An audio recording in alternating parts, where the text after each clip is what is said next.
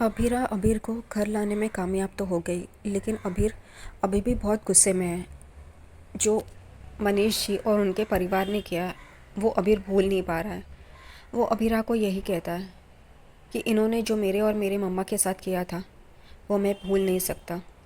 वो कहता है कि मेरी मम्मा को और मुझे जब सबसे ज़्यादा ज़रूरत थी, तब उन्होंने ये सोचा नहीं। उन्होंने हमें घर से बाहर निकाल दिया, यहाँ तक कि तुम उनके पेट में थी, ये भी नहीं देखा कि वो प्रेग्नेंट है। कहाँ जाएंगे, कैसे रहेंगे, ये कुछ नहीं सोचा उन्होंने। उन्होंने हमें घर से बाहर निकाल दिया, तब इन्होंने सोचा नहीं। अब ये बुला रहे हैं वापस, सिर्फ इनकी सहूलियत के लिए। यहाँ पे अभीरा कहती है ऐसा नहीं है भाई, आप गलत सोच रहे हो, आप गलत समझ रहे हो परनानू को। वो कहता है नहीं, ये प्रूफ हो जाएगा कि वो कितने गलत हैं, और मैं तुम्हें ये साबित करके दिखाऊंगा। यहाँ पे अभीरा भी कहती है नहीं, ऐसा नहीं हो सकता, वो ऐसा नहीं कर सकते। अभीर उससे शर्त लगाता है। अभीर कहता है कि तुम्हें भी इनकी सच्चाई सामने आ जाएगी तुम्हारे, और तुम्हें भी पता चल जाएगा कि ये कैसे है। तभी अभीरा भी उसे कहती है ठीक है, तुम्हें भी पता चल जाएगा कि वो वैसे नहीं है, वो अच्छे हैं, और आप उन्हें एक मौका तो दे सकते हैं ना। मैं जानती हूँ आप बहुत गुस्से में हो, लेकिन ये गुस्सा छोड़िए और इन्हें एक मौका तो दीजिए, देखना सब कुछ ठीक हो जाएगा। अबीर फिर भी गुस्से में रहता है। अबीर वो बात नहीं मानता। अबीर कहता है अब ये मेरा घर है ना, तो ठीक है, मैं अपना सामान मंगाता हूँ अंदर। वो सीटी मारता है और लोग जो सर्वेंट्स रहते हैं वो सारा सामान अंदर लेके आते हैं, उसमें ड्रम्स भी रहता है। अबीर ड्रम बजाना शुरू कर देता है और सबको यहाँ पे आवाज़ की तकलीफ़ हो रही होती है। यहाँ पे घर पे अरमान वो चिट्ठी ढूंढ ही रहा होता है। उसे दिखाई देता है कि फूफासा वो चिट्ठी उठा रहे हैं और पढ़ने की कोशिश कर रहे हैं। उतने में अरमान भाग भाग के सीढ़ियों से आता है और फूफासा से वो चिट्ठी छीन लेता है। फूफासा उसे कहते हैं कि ये क्या अरमान, तुम ऐसा कैसा बिहेव कर सकते हो। अरमान एकदम डर जाता है। उसे लगता है कि फूफासा ने वो पढ़ लिया है जो उसने अभीरा को लिखा होता है दक्ष के बारे में। अरमान चौंक जाता है और फूफासा को देखता है। तभी फूफासा कहते हैं तुम अभीरा से हमेशा बात तो करते हो, फिर उसे लव लेटर लिखने की क्या ज़रूरत थी। ये सुन के अरमान एकदम से चौंक जाता है। वो ये सोचता है कि उनको सच्चाई नहीं पता इस लेटर में क्या लिखा था, और वो चुप हो जाता है। यहाँ पे फूफासा उसे कहते हैं यहाँ पे बच्चे भी हैं, यहाँ वहाँ कहीं किसी के हाथ लग जाती तो। अगर इतना ही था तो खुद अपने हाथों से अभीरा को दे देते ना ये लव लेटर, ऐसे यहाँ पे क्यों रखा। अरमान उनसे माफ़ी मांगता है, सॉरी कहता है, और तभी फूफासा को कॉल आता है और वो वहाँ से चले जाते हैं। यहाँ पे घर वाले सब कल के फंक्शन की, जो दक्ष के जात कर्म का फंक्शन होता है, उसकी तैयारियाँ कर रहे होते हैं। सब लोग कॉल करके एक दूसरे को इनविटेशन दे रहे होते हैं और सब बहुत खुश होते हैं। यहाँ पे अरमान ये सब देख रहा होता है और एकदम से उसके हाथ से चिट्ठी नीचे गिर जाती है। वो उठाने के लिए झुकता है, उतने में वहाँ पे रोहित आ जाता है और वो चिट्ठी उठा लेता है और वो कहता है ये क्या है भैया। वो कहता है कुछ नहीं करके। यहाँ पे रोहित कहता है मैंने जो आपको कहा था उस वजह से हमारे रिश्ते में कोई खटास नहीं आनी चाहिए, हमारा रिश्ता गलत नहीं होना चाहिए। अरमान कहता है ये तू कह रहा है, कभी तू अपना वादा निभा नहीं सकता, तू मुझे धमकियाँ दे रहा है, ब्लैकमेल कर रहा है, उसके बाद तू ये कह रहा है नहीं हो सकता हमारा रिश्ता सही से। उसके बाद तू मेरा घर परिवार तोड़ रहा है, उसके बाद कैसे सही से हो सकता है। यहाँ पे रोहित उसे बात करने जा ही रहा होता है, उतने में उन दोनों को दादी सा और विद्या की बातें सुनाई देती है। यहाँ पे ड्रम्स की आवाज़ की वजह से सब लोग अपने अपने कान पकड़ लेते हैं। अबीर जानबूझकर उन लोगों को तकलीफ़ दे रहा होता है। यहाँ पे रूही अबीर के पास आती है और उसके हाथ से स्टिक्स लेती है और तोड़ देती है। अबीर और वो एक दूसरे पे चिल्लाते हैं। यहाँ पे अबीर और रूही का झगड़ा शुरू हो जाता है कि तुम्हारे वजह से ये हुआ, तुम्हारे वजह से ये हुआ। यहाँ पे पर नानू, बड़ी माँ, छोटी माँ और अबीरा ये देख रहे होते हैं। अबीरा पर नानू को कहती है मैंने गलती तो नहीं कर दी ना भाई को यहाँ पे लाने के लिए, क्योंकि उनका गुस्सा ठंडा होने से पहले ही मैं उन्हें यहाँ पे लेके आई हूँ। तभी पर नानू उसे कहते हैं नहीं बेटा, तूने सही किया है, मैं उसका गुस्सा ठंडा कर दूँगा, उसे यहाँ पे रहने दो। मैं ये चाहता हूँ कि वो यहीं पे रहे। मैं हर एक मुमकिन कोशिश करूँगा कि उसका गुस्सा ठंडा हो जाए। तूने कोई गलती नहीं की है करके। उतने में ही अबीर और रूही झगड़ा कर रहे होते। उतने में अबीर का ध्यान उसकी मम्मा के फ़ोटो पे जाता है, जहाँ पे आरोही और अक्षरा की तस्वीरें लगी होती दीवार पे और उस पे हार चढ़ाया होता है। अबीर, अबीरा और रूही वो देखते हैं और भावुक हो जाते हैं, उनके आंखों से आंसू आते हैं।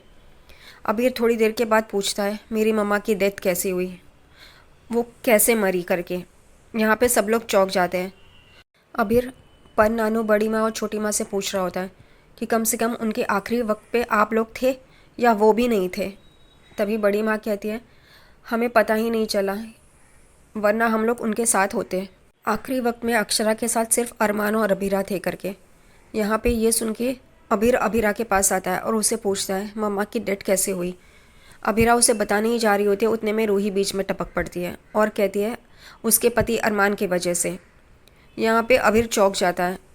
अबीरा और बाकी के घर वाले भी सुन के चौंक जाते हैं। रूही आग में घी डालने का काम करती है, रिश्ते बनाने के बजाय वो बिगाड़ती ही रहती है। रूही अबीर को कहती है कि तुम्हारी मम्मा की डेथ की वजह अरमान है, जो अबीरा का पति है, उसके वजह से तुम्हारी माँ की मौत हुई है। अबीर यहाँ पे बहुत गुस्सा हो जाता है। अबीरा को कहता है तुम उस इंसान से शादी कैसे कर सकती हो जिसकी वजह से हमारी मम्मा की डेथ हुई है।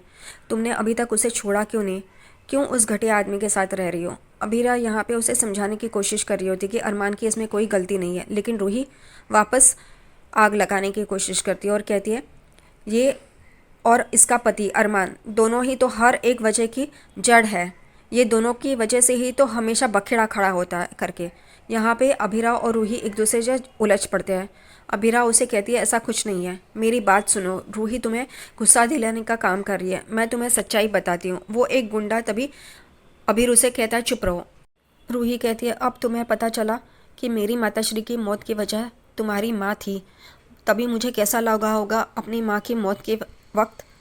आज तुम्हें जो लग रहा है ना, तब मुझे लग रहा था। यहाँ पे अबीरा और अबीर दोनों रूही की तरफ देखते हैं।